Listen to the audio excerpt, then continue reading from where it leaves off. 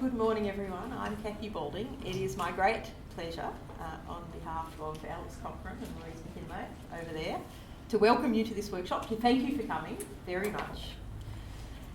And I guess to paraphrase a Prime Minister, it's never been a more exciting time to give the equality system a good old once-over. And why would I say that? Well, it's kind of interesting, I think, that the world seems to be changing. We've had a few years of being a bit stuck in compliance, and internationally, there's quite a lot of literature now that says compliance was important, we had to manage our risk, we realised how many people we were harming, all of that. But we went there and then we got a bit stuck. And the people who want to go beyond compliance and make their quality and risk systems work a little harder, and not just do some good things for some people, but do a lot of good things for a lot of people, and maybe even, eventually, great things for every consumer, those people are saying, well, how do we get unstuck? How do we get out of this? So that's what we're going to talk about today. How to take your quality system from something that's compliance-based and possibly even feel a little bit like an end in itself, to something that absolutely aligns your organisation around the consumer and what's happening at point of care, where the action is.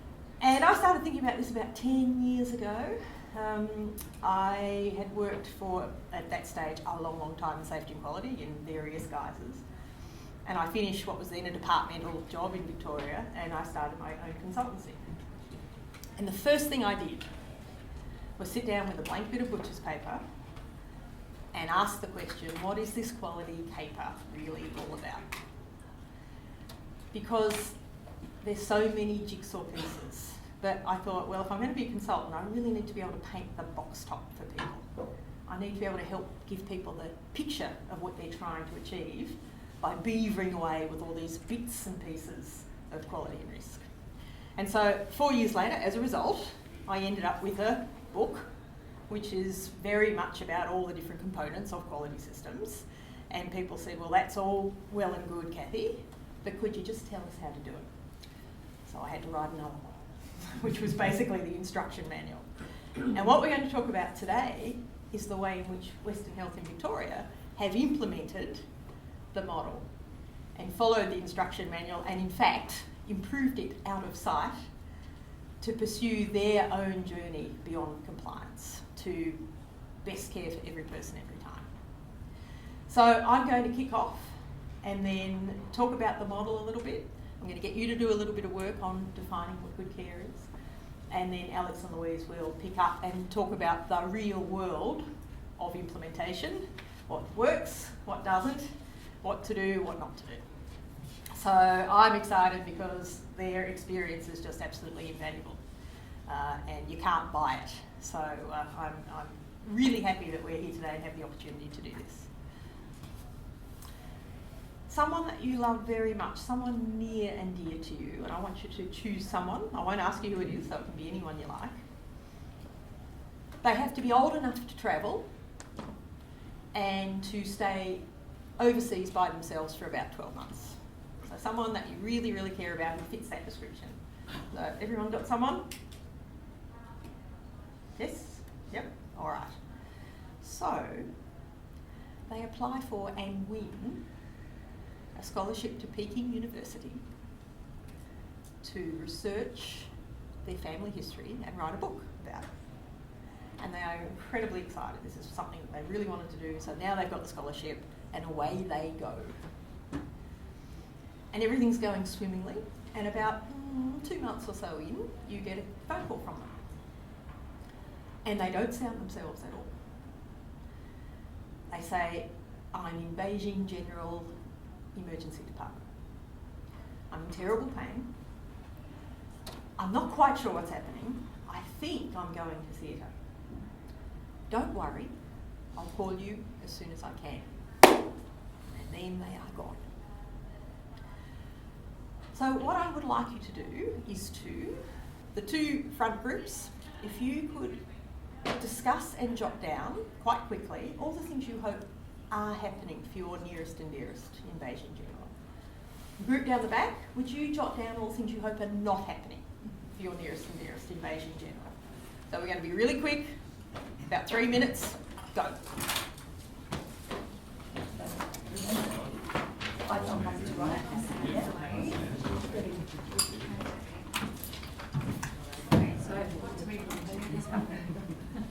hopefully they're communicating well enough. Sorry, you're doing this with old baby. Just helping that you don't run into something. Yes, thank you. Infection control practices. Yes. So that actually have some infection control practices that people not understand. You're taking a very dim view of poor old Beijing General Hospital over here, I must say. She's been there. And why do we need infection practice? Because You would actually want someone not to have an adverse event from their surgery. we don't want them to get yep.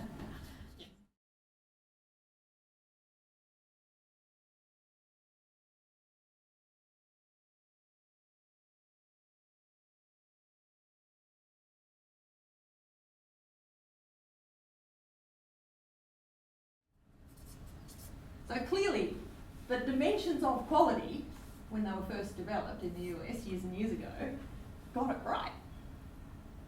Because when you take a blank bit of paper and think about what you want for someone you love, it always comes up as the dimensions of quality.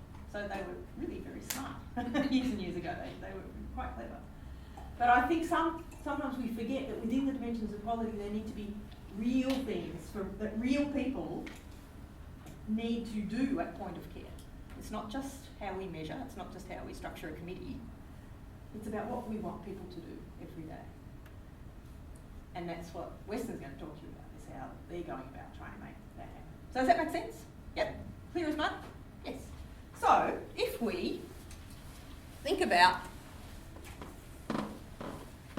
excellent care, who are the people? And here's our consumer. And of course, if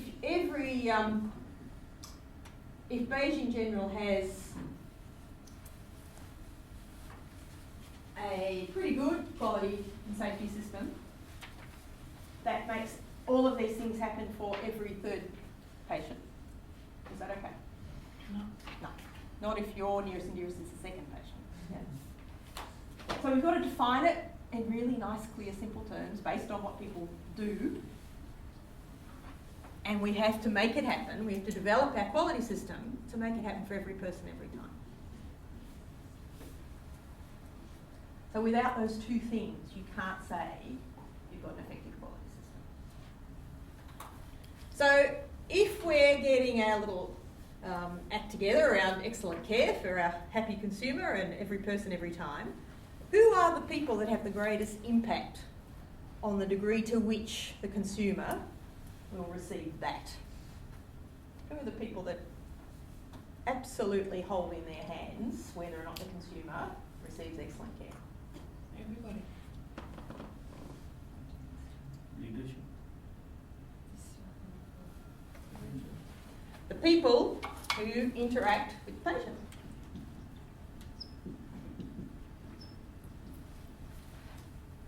This experience happens in the interface between the patient and the staff, the people who deal with them every day.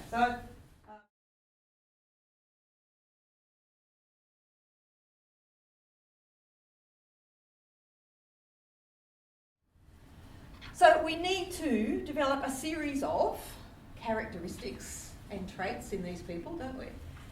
And of course, you can imagine, can't you, that we then go up the line and say, well, who has the greatest impact on them and who has the greatest impact on them? Yeah, frontline people. And then we can say, well, they need all this stuff plus, and then they'll need some other things like, you know, a bit of leadership and being able to give good feedback and support, and blah, blah, blah. And then we get up to the board and the exec, who we hope are not going out giving care, because that would be very bad for the patient. And sometimes when I'm working with boards, we get to this point and a board member might say, so what do we do? You know, God, are we doing anything useful at all? So if they're not out there either managing or delivering, what's the board and executive's role in making that happen for every person every time? To support it how? All right, so we could go on, but you get the gist, yeah? Here are the systems you need to have in place and led at the highest level to support these people, to support these people, to make that for every person every time. But it's not spelled out. So in the absence of that spelling out, this can become an end in itself. And we do, and we do, and we do, and we don't often enough say, hey, what's the connection? Let's join the dots between what we're doing here and whether or not it's making any difference to me. Does that make sense? Yeah. Because without asking this question and being able to answer it, you are just going to go round and round and round and do the stuff you have to do. If you've got a clear picture of what you're trying to achieve at point of care, then you can align your maintenance. I'm not saying throw that stuff out. It's incredibly important. Don't throw out your standards and your compliance, because that would get you into trouble, and then I would get into terrible trouble for saying it. That's not what I mean at all. But it's about saying that these things and the improvement that sits on top of that needs to be about this. It needs to be about that stuff and nothing else. So it's not about standards, it's about point of care. The standards, any standards and compliance work that you do should support you to achieve those things at point of care. Not become the other things that you're looking at over there. And then, oh yeah, then there's care, that's what I do on Wednesday, and then on Tuesday I have to do this other stuff, which is standards and compliance and audits and all that stuff, yeah? So if your quality system isn't taking you somewhere towards that, you're probably not going anywhere. And I do see systems that just go round and round and round and never really change. And I don't think those consumers are any better off now than they probably were 5 years ago in those health services, you know? Because what we're trying to do for every person every time is not complicated. Making it happen for every person every time is hard. That's hard. Within a complex system, that is an incredible challenge. But let's not forget that what we're trying to do is actually quite simple and quite straightforward. And to me, that's the essence of a really effective quality system. If I ask people what their quality system does and they start telling me about audits, I want to stick pins in my eyes, you know, and incident reporting. But if they say, our quality system is about helping our people who are out there every day working with consumers to make happen the things that we have all agreed together are important for good care, now that is a brilliant answer. That's an exciting answer. So here's the model, not the messy version on the whiteboard.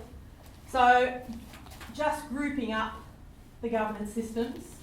Here's all your people beavering away in your health service, and here's all these systems. And often there's very little connection between the two. Yeah? And the quality team, I know, are trying to make that connection. It used to be me. I totally understand that. But what can happen is that your quality team can end up being the people who are saying, now you've got to come here and learn about consumers. Come on. And come over here and do this training, and now better have a look at this data, and come to that meeting, we'll talk about it. And they're all saying, yeah, but what we really want to do is just work with our consumers, yeah? That's what we came to work to do. So the smart money is on saying, well, what do you need to do that? How can we help you to develop those skills? And how can we take this stuff, and instead of it being stuff you have to do, work it so that it supports you to do the things that we all want to do, which is provide high quality, excellent, best, whatever you want to, however you want to define it, care. Does that make sense? Yep. All right. So that's a strategic quality system, and that is what Western Health's going to talk to you about implementing.